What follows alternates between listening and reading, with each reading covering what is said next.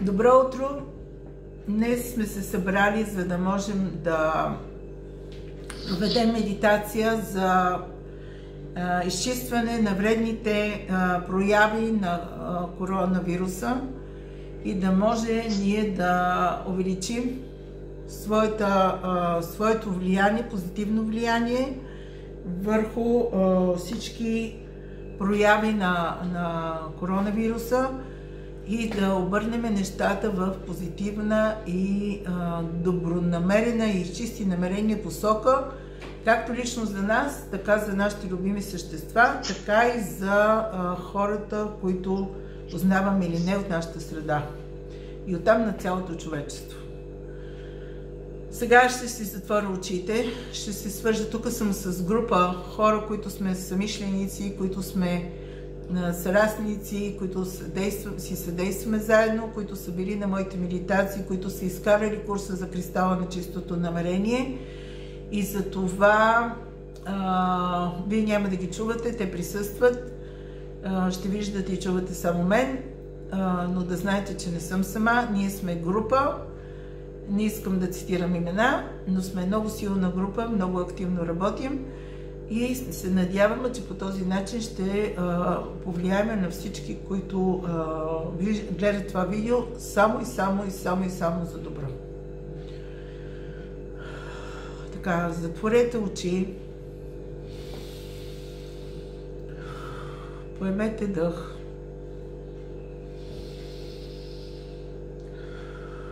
И вдишайте през носа.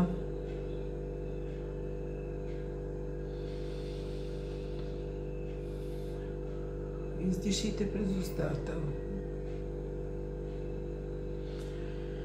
Аз с моите съмишленици, съратници правим кръг. Един много чист енергиен кръг. Всеки, който гледа това видео, може да се присъедини към този кръг. Така че да можем заедно да обединим енергиите си.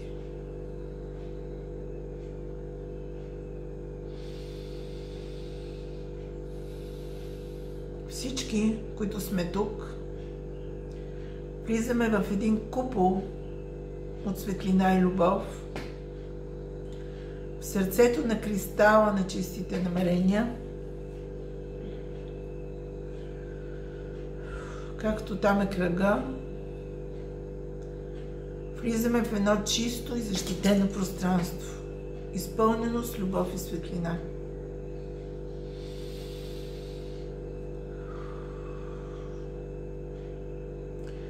Днеска съвсем преднамерено и умишлено съм се облякла с цветовете на Архангел Михаил и го моля да присъства,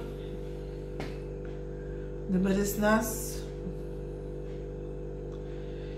да ни обгрижва и защитава, така че нещата да се случат по най-добрия за нас и другите начин.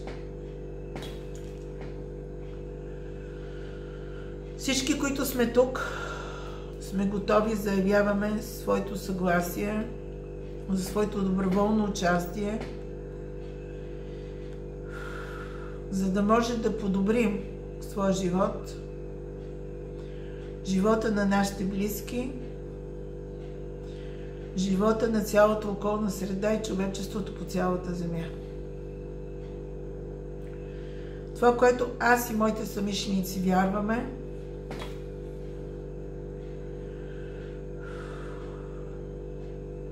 че винаги има начин моето висше добро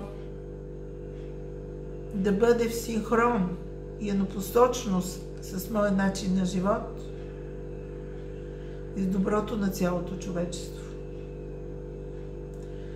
Ние живеем по начин, който е чист от конфликти, от сблъсъци, от недобронамереност, от злонамереност, от злоба, от мъстителност, завист, ревност, гняв.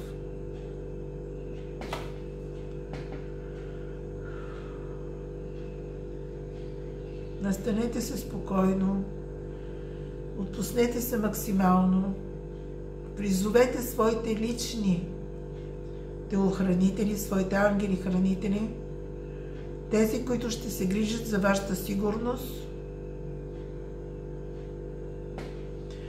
и за преживяване не само на минутите на тази медитация, а и всеки миг от вашия останал живот. Призовете вашите ангели да бъдат и да останат с вас. Защото ние имаме нужда от тях не само когато ни е добре, не само когато ни е зле, не само когато сме болни, а и когато ни е хубаво, за да може те да опазват нашето щастие, за да може те да ни помагат по най-добрия за нас и другите начин.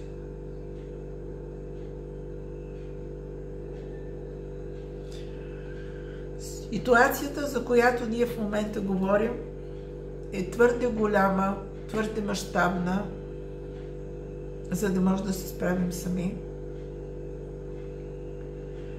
И затова се обръщаме и към Господ Бог, към Неговата висша същност, към висшия разум на Вселената, да дойде и да ни съдейства, така че нещата да се преминат и да се осъществят по най-добрия за нас и другите начини. И помнете, че това, което е най-добро за вас, не винаги е най-добро за другите около вас. Всеки има своя мисия, всеки има своя път, всеки има свои уроци за изживяване. И за това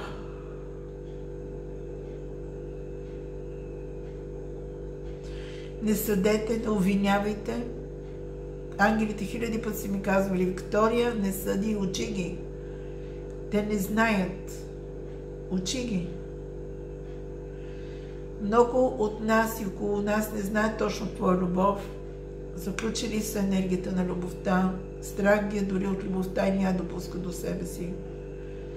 Защото вярват, че любовта е страдание, любовта е болка, любовта е раздяла и бъркат любовта с безлюбовието. Безлюбовието боли, не любовта. Любовта, когато присъства, тя осветява нашите същности, а не боли и не страдаме от нея. Страдаме от компромисите, които правим в името на любовта, от себепредателството, но не и от самата любов. Пътя, по който ние помагаме на другите, не е пътя на саможертвата, не е пътя на себеотверженост, себезахвърляне и себеотричане, а е пътя на грижа към себе си, на обгрижване, на съдействане на нашите висши функции, на защита, на събуждане на нашите инстинкти за себесъхранение, увеличаване на нашата имунна система, която фактически е филтъра на нашето тяло. Но преди това трябва да събудим имунната система на нашия мозък. Т.е. способността да филтрираме, да преценяваме и да решаваме кое е истина, кое не, кое е правилно за нас и кое не. И за целта много пъти трябва да се откъснем от тълпата, от масовото влияние, от масовата психоза, от масовата паника и да не следваме потока на масата, а често да се отдръпнем от този поток и да застанеме в ролята на наблюдатели, без това да се смята за пасивност и безразличие. Това, че вие не следвате общата паника, не следвате потока на масата, тълпата, която се е втурнала и тя без да знае на къде, само защото всички правят така, само защото се поддават на влиянието на средствата за масова информация, да знаете, че средствата за масова информация са средства за влияние върху масовия зрител, масовия слушател. Влияние върху масата, тълпата, мнозинството.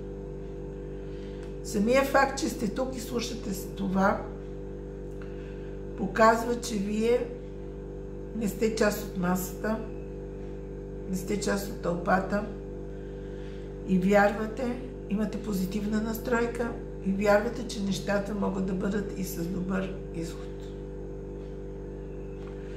Винаги съм казвала, че ако нещо няма добър край, значи не е край. Аз съм непоправим оптимист. Винаги вярвам в светлината и любовта и знам как те са повлияли на моя живот и на живота на хората около мен.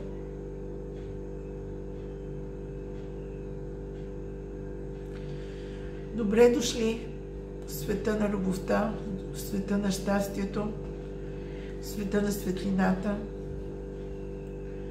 Добре дошли в училище по щастие. Аз, Виктория Леви Ровен и всички, които присъстват тук, ще се вземем с една кратка медитация, за да може да повлияем за добро на цялата ситуация, наречен вирусът корона.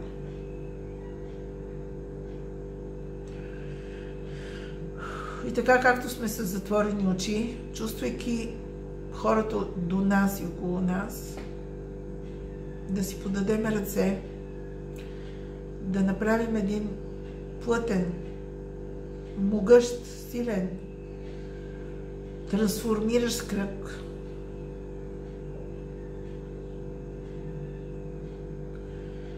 Да си представим, че вътре в кръга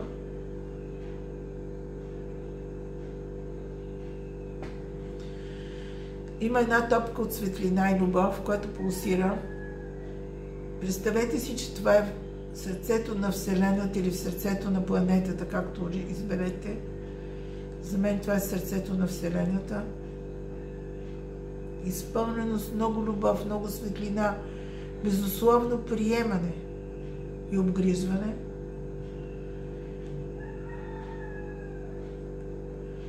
И в това сърце, което е толкова могъщо и преработващо, изсипете всичките си страхове, без да се притеснявате, без да жалите, без да се свирите, без да се стискате, без да оставате резерви до край. Като казвам страхове, имам предвид изкуствено насъдените ви страхове. Не говоря за животинските ви инстинкти, които ви съхраняват да скочите от 10-ти етаж или да пресечете на червено. Не говорим за инстинктите, които ви съхраняват и които ви помагат да усетите опасността отдалече. Говорим за изкуствените, илюзорни страхове.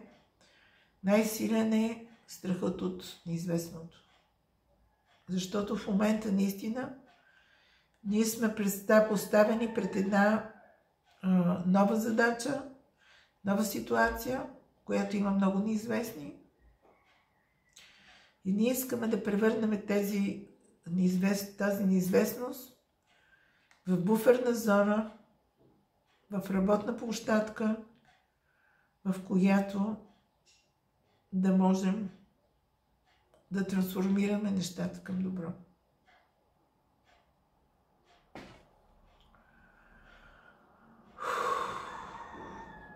Аз, Виктория Леви Ровен, и групата от училище по щастие се обръщаме към висшите сили на светлината и любовта, към Господ Бог, към всички ангели и архангели, към всички възвишени учители, към всички обичани и обичащи ни същества. Тук слагам целия ни род, всички, които са от нашата поколение преди нас назад. Обръщаме се към майката земя, към богинята майка, към отеца баща.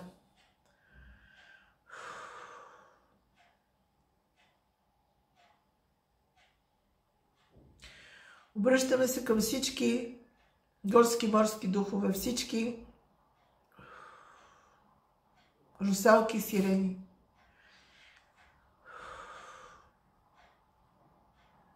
Към всички приказни същества, към всички езически богове.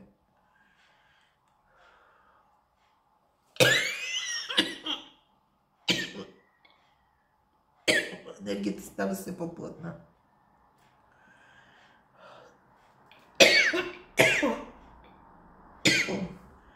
Към всички вещици, магьосници и вълшебници, които работят на страната на светлината и любовта, защото има и такива, които ни помагат чрез своето посредничество да достигнем до места, където ние с високите ангелски духове не да стигнем. Не разбираме от това.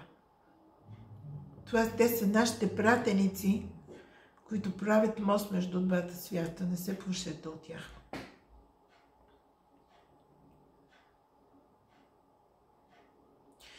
Този път за първ път към нас се присъединяват интелектуалните мозъци, научните работници, които работят във всички точки на планетата, за да могат да подобрят нейното здравословно състояние, защото самата планета е болна. Целият този вирус е външен израз на състоянието на планетата. Ние се оплакваме, че не може да дишаме, че това не удря в белите дробове. В момента белите дробове, органите за дишане на планетата са болни. Изсичането на горите пречи на планетата да диша. Тя унива и старее. Пушаците, които им влияят, са все едно, че слагате по няколко кутии цигари в устата и я карате да ги изпуши всички наведнъж. Ровичкането в недрата са все едно, че, както казват, бъркаме в джигера. Непрекъснато бъркам и рам. Казва, стигнахте вече толкова дълбоко навътре в мен. Не издържам. Това са болките в корема. Нашата планета е едно живо същество, което ние пренебрегваме и смятаме и гледаме на нея само като дарител на вещества, на материали за нашата радост. Човек е най-егоистичното същество на света, който, грижайки се за своя просперитет, за своето благосъстояние, той е готов да потъпче всичко наоколо. Да замърси въздуха, да замърси водите, да убие животните, да разруши планетата.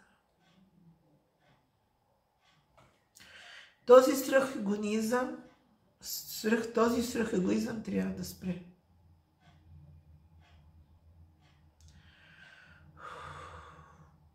Иначе всички ние ще умрем. Този вирус корона в момента е удар в егото на човека, който смята, че е излитнал толкова високо, постигнал толкова много, както казваме, в кавички, хванал Господ за шлифер. И Господ и планетата и цялата Вселена му казват, така ли? За толкова велик ли си мислиш? Толкова далеч и високо стигна, забрави да си миеш ръцете преди ядене. Забрави основните правила не само на телесната хигиена. Забрави правилата на душевната хигиена. Хигиената на твоята душа. Направи компромиси с нея.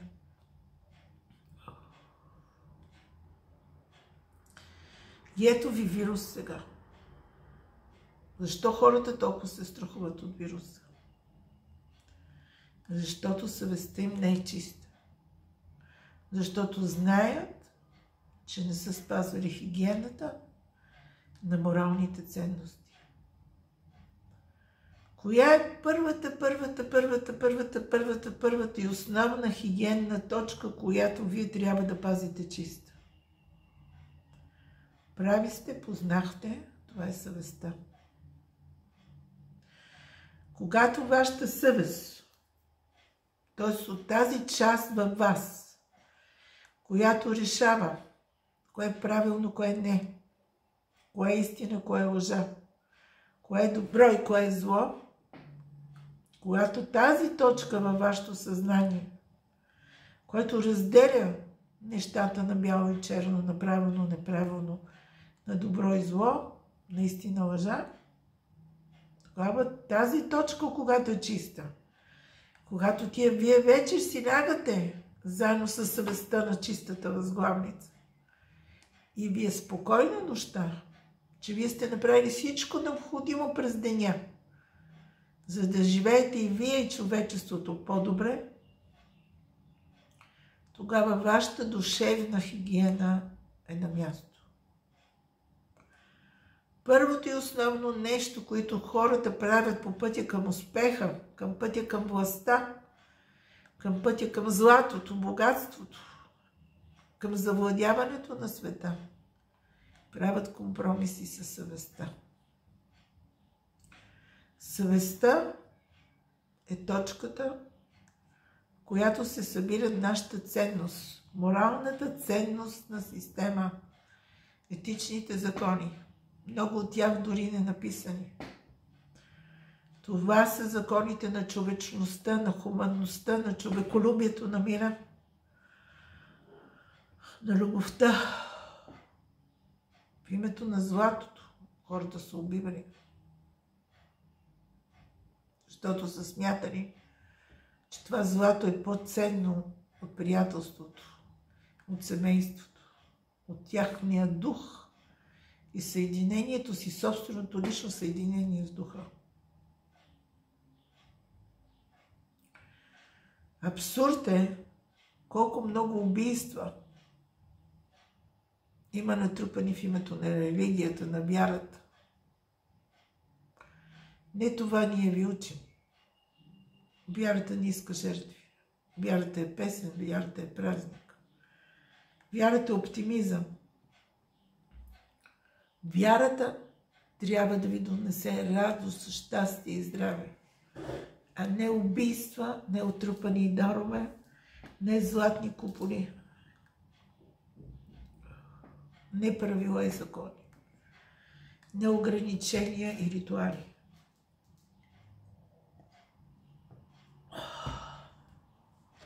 Вярата е в сърцето, а не на небето. А Бог е вашата вяра. Вашата вяра в себе си. Вашата вяра в доброто. Вашата вяра, че може да проведете живота си така, да преживеете живота си така, че да бъде добре и за вас, и за хората около вас. Ние в момента сме тук, за да ви докажем, че това е възможно. Ние, вижте сили на светлината и любовта, сме тук при вас и говорим чрез гласа на Виктория, за да докажем, че това е възможно. И в момента сте на кръстопът. Използвайте вируса корона, тази масова болест, за размисъл, за преработка и изчистване на вашата морална система, да възвърнете любовта в себе си, към семействата си. Виждаме колко родители са в паника, че трябва да изкарват 24 часа с децата си, с родителите си.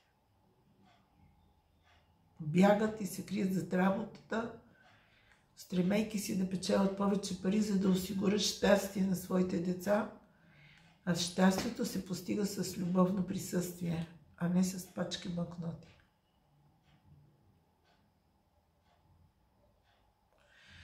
Парите, вашето отношение към парите измести цялата ви морална ценностна система. Използвайте този интервал, който ви беше даден за нищо правене, за себенаблюдение, за концентриране в себе си, а не извън себе си. Това е смисъл на цялата пауза, която ви е дадена сега в живота. Използвайте по най-добрия за себе си другите начини. Използвайте да познаете себе си, да изтупате от себе си своята съвест, своята морална ценностна система, своята етика, своята добронамереност, своето човеколюбие, да намерите в себе си мира, защото мира се ражда първо в себе си. И няма по-щастлив човек от този, който е намерил мира в себе си, за себе си и живее в мир със себе си. Той е непоклатим. Не е случайно всички искат да ви вкарат в интрига със себе си, да ви насиска срещу себе си, да ви настроя срещу себе си, да се намразите, да се откажете от себе си, защото тогава ставате слаби. Само когато вие намерите себе си, истинското си съществуване, си спомните кой сте, това банално бъди себе си е толкова важно и толкова банално и повтаряно. Но намерете тази същност, да откриете отново себе си, да разберете кой сте, да си припомните вашата истинска същност, да откриете източника на светлина в себе си. Това, което ви кара, като се събудите сутрин, да се усмихвате. Когато намерите това, вие ще се върнали на себе си. Защото вашата същност е светлина. Защото тези, които не са светлина, тяхната същност не е светлина, едва ли са тук, едва ли слушат този запис. И едва ли са стигнали до тук. Но тия, които сте тук и вярвате в това, това е целта.